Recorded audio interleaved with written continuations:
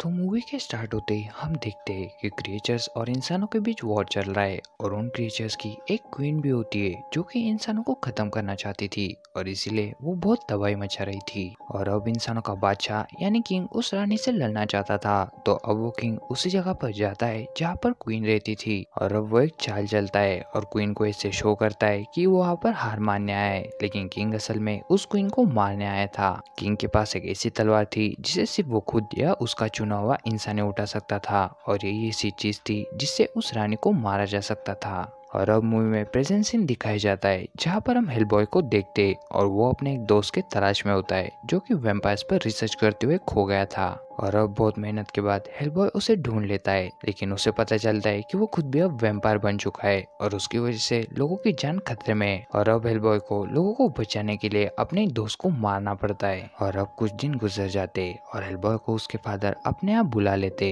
वो उसको एक मिशन देते कि एक जगह कुछ क्रिएचर्स ने अटैक कर दिया है और तुम्हें वहां जाकर उन सबको रोकना होगा। और अब हेलबॉय उस कंट्री में आ जाता है और वहां पर वो एक क्लब में जाता है और उस क्लब में वो कुछ लोगों से मिलता है जिसमें एक लेडी भी होती है और वो उसे उसके पास के बारे में बताने लगती है कि जब तुम पैदा हुए थे तब तुम बिल्कुल भी नॉर्मल नहीं थे और तुम्हारे बारे में कहा जाता था कि जब तुम बड़े हो जाओगे तब तुम बहुत बुरे हो जाओगे और दुनिया को खत्म कर दोगे, लेकिन प्रोफेसर जी ने तुम अपने फादर समझते हो वो तुम्हें बचा लेते और अपने घर ले आते और फिर उन्होंने तुम्हें अच्छी तरह से पाल पोस कर बड़ा किया और तुम्हें अच्छे संस्कार दिए। और अब ये बात सुनकर हेलबॉय काफी इमोशनल हो जाता है और वो ये सोचने लग जाता है कि लोग उसे बुरा क्यों समझते। और अब दूसरी तरफ ये दिखाया जाता है कि जानवर की तरह दिखने वाला एक मॉन्स्टर एक चर्च में जाता है और वहाँ पर मौजूद लोगों को मारकर वो वहाँ से एक बॉक्स चुरा लेता है और उस बॉक्स में और कुछ नहीं बल्कि उन्हीं क्रिएचर्स के रानी का सिर था। और यहाँ पर हमें पता चलता है कि पास में उस क्वीन को इंसानों के किंग ने मार दिया था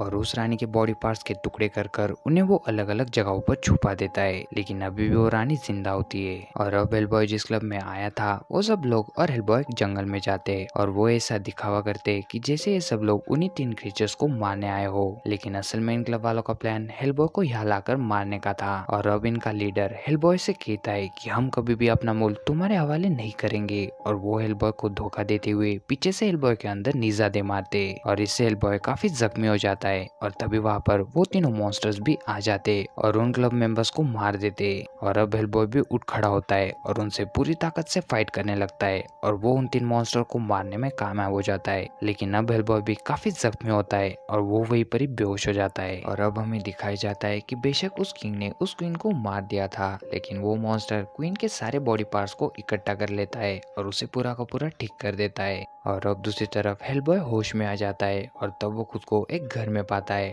और वहाँ पर एक लड़की भी मौजूद होती है जिसका नाम एलिस था और इसी लड़की ने हेलबॉय की जान बचाकर उसे अपने घर लाया था। एलिस के पास ऐसी एबिलिटीज थी कि वो सुपरनेचुरल चीजों से बातें कर सकती थी और हेलबॉय भी उसे बचपन से जानता था। एलिस हेलबॉय को बोलती है कि पता नहीं क्यों लेकिन इस रूम में मौजूद सोल्स आपको मारने के लिए बोल रही है और उनके मुताबिक आप फ्यूचर में इंसानों को ही खत्म कर दोगे। और तभी हेलबॉय को लेने वहाँ पर उसके फादर आ जाते और वो उसे कहते हैं कि किसी मॉन्स्टर ने उस रानी को जिंदा कर दिया है और तुम्हें जल्द से जल्द उसे रोकना होगा। लेकिन हेलबॉय वहाँ पर पास की बातों को लेकर बैठ जाता है और उनसे पूछता है कि जब आप जानते थे कि मैं बड़ा होकर दुनिया का खात्मा कर दूंगा तो आपने मुझे क्यों जिंदा रखा। इस पर प्रोफेसर हेलबॉय को कहते हैं कि अभी तुम्हें जो काम दिया गया है तुम वो करो, इस पर हम बाद में बात करेंगे। और अब प्रोफेसर हेलबॉय को एक आदमी से मिलाते जिनका नाम मेजर था। मेजर उनसे कहता है कि उस रानी की बॉडी का एक हिस्सा अभी भी क्लब मेंबर्स के किसी जगह पर मौजूद है। और अब वो तीनों यानी हेलबॉय, एलिस और वो मेजर उस तरफ जाने के लिए निकलते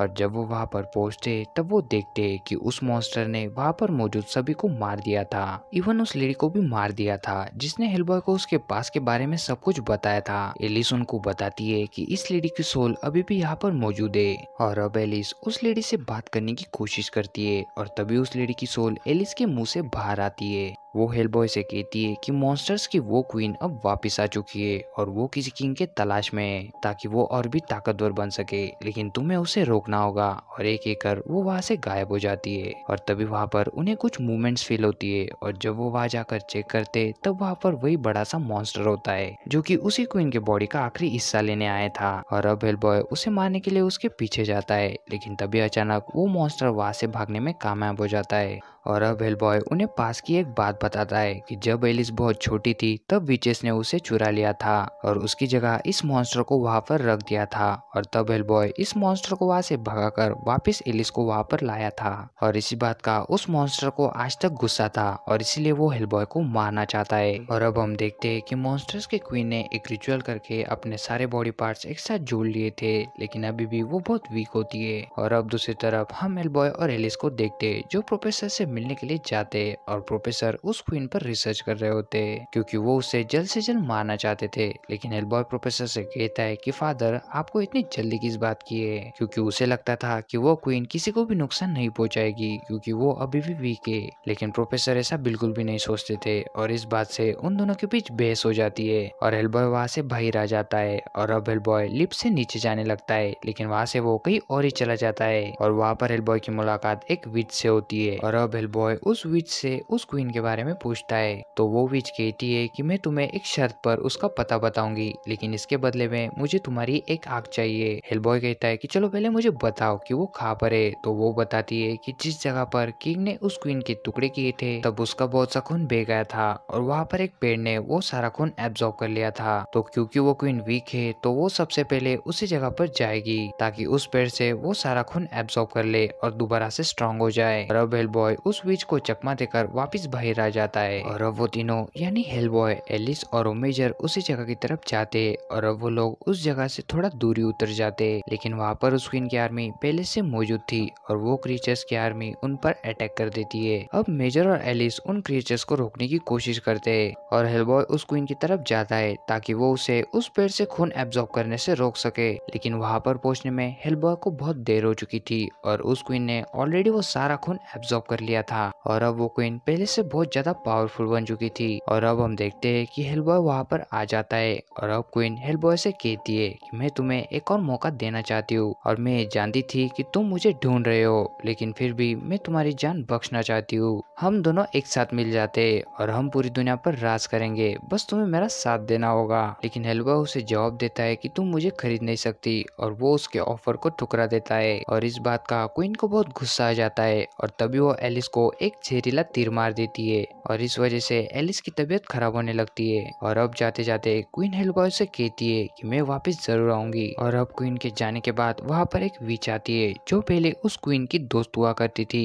लेकिन अब वो क्वीन से नफरत करती है और अब वो हेलबॉय को बताती है कि एक ऐसा जादूगर है जो एलिस को बिल्कुल ठीक कर सकता है और वो जादूगर उस क्वीन का बहुत खास आदमी था और उसने उस क्वीन को खत्म करने में किंग की बहुत मदद की थी। और अब हेलबॉय एलिस को उसके पास लेकर आता है और वो एलिस को बिल्कुल ठीक कर देता है और अब वो जादूगर हेलबॉय को बताता है कि असल में हेलबॉय कौन है। वो हेलबॉय को बताता है कि उस किंग की पोती यानी कि ग्रैंड डॉटर ने एक शैतान से शादी कर ली और फिर तुम उनसे हुए और जब तुम पैदा हुए तब लोगों ने कहा कि ये तो हेलबॉय है, ये पूरी दुनिया को खत्म कर देगा और इसलिए सबने तुम्हें बुरा भला कहा। वो जादूगर हेलबॉय को बताता है कि अगर तुम वाकई क्वीन को मारने के काबिल हो तो तुम वो तलवार उठा लोगे जो कि उस किंग की थी। और अब वो अपने मैजिक से वही तलवार वापस हेलबॉय के सामने लाता है और अब हेलबॉय उस तलवार के पास जाता है ताकि वो उस तलवार को उस पत्थर से निकाल सके, लेकिन तभी हेलबॉय को कुछ विजन्स आने लगते हैं कि वो पूरी दुनिया में तबाही मचा रहा है और इसी वजह से वो काफी घबरा जाता है और उसे खुद पर यकीन नहीं था और इसी कारण वो उस तलवार को नहीं निकाल पाता और वो तलवार वहाँ से गायब हो जाती है। जादूगर हेलबॉय से कहता है कि अब मैं काफी बूढ़ा हो चुका हूँ और अब ये आखिरी बार था कि मैं अपने जादू से ये तलवार वापस ला सकूं और अब ये कहकर जादूगर मर जाता है। और अब दूसरी तरफ ये दिखाई जाता है कि वो क्वीन उस मॉन्स्टर के साथ लंदन शहर में तबाही मचा रही होती है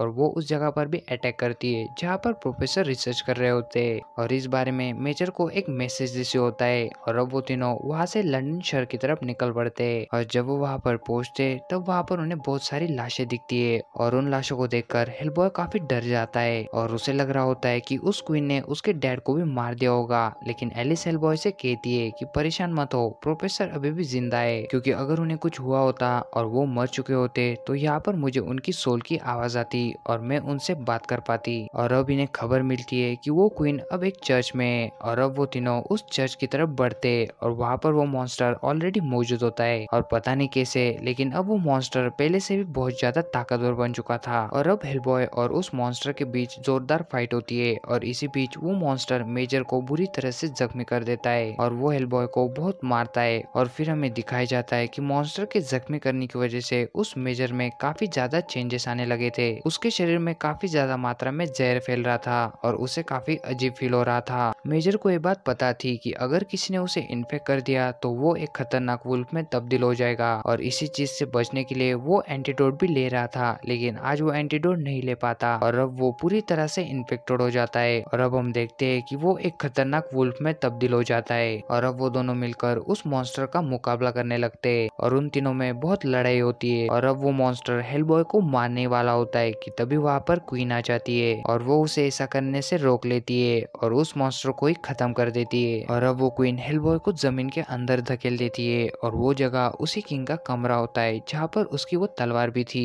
क्वीन हेलबॉय को कहती है कि वो तलवार निकाल लो और यहाँ पर हमें पता चलता है कि अगर हेलबॉय ने वो तलवार निकाल दी तो वो वाकई में बहुत पावरफुल हो जाएगा और क्वीन को इस बारे में सब पता होता है और वो उसे ऐसा करने के लिए फोर्स करती है कि तुम वो तलवार निकाल लो और फिर हम दोनों इस दुनिया पर राज करेंगे। लेकिन हेलबॉय उसे साफ मना कर देता है और अब वो क्वीन यहाँ पर एक साजिश चलती है और हेलबॉय के फादर यानी प्रोफेसर को वहाँ पर ले आती है और हेलबॉय के मना करने पर वो प्रोफेसर को उसके सामने ही मार देती है और इस बात का हेलबॉय को बहुत गुस्सा आ जाता है और अब हेलबॉय उस तलवार को बाहर निकाल देता है और अब हेलबॉय बहुत पावरफुल बन चुका था और उसके सर पर जो सिंग थे वो भी काफी बड़े हो जाते। उसकी तलवार को भी आग लग जाती है और अब वो बहुत ताकतवर बन चुका होता है और अब हेलबॉय वैसे ही लग रहा होता है जैसे उसे विजन्स आए थे और अब इस वजह से हेल का भी दरवाजा खुल जाता है और जहन्नुम में मौजूद सारे क्रिएचर्स जमीन पर आ जाते और तबाही मचाने लगते। और जब क्वीन हेलबॉय को इतना पावरफुल बना हुआ देखती है तो वो बोलती है कि मैं हेलबॉय को ही मेरा किंग बनाऊंगी और अब हेलबॉय का माइंड उसके कंट्रोल में नहीं था क्योंकि उस पर बुराई ने पूरी तरह से कब्जा कर लिया था। लेकिन तभी एलिस प्रोफेसर के सोल को वहां पर ले आती है और अब हेलबॉय के फादर उसे पीछे से आवाज देते।